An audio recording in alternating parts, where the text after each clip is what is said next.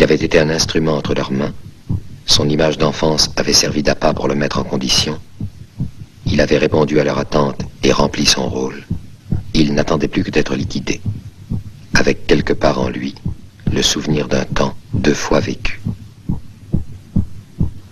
C'est au fond de ses limbes qu'il reçut le message des hommes de l'avenir.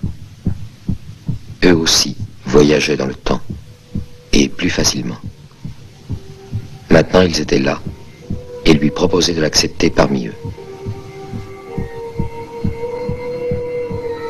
Mais sa requête fut différente. Plutôt que cet avenir pacifié, il demandait qu'on lui rende le monde de son enfance et cette femme qu'il attendait peut-être.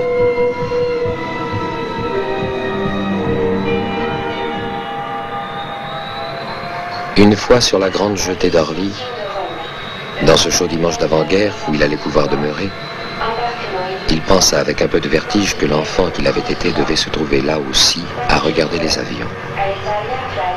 Mais il chercha d'abord le visage d'une femme au bout de la jetée.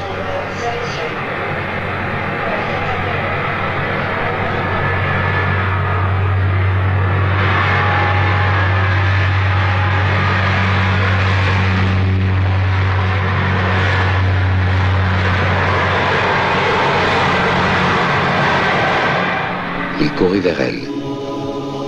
Et lorsqu'il reconnut l'homme qu'il avait suivi depuis le camp souterrain, il comprit qu'on ne s'évadait pas du temps, et que cet instant qui lui avait été donné de voir enfant, et qui n'avait pas cessé de l'obséder, c'était celui de sa propre mort.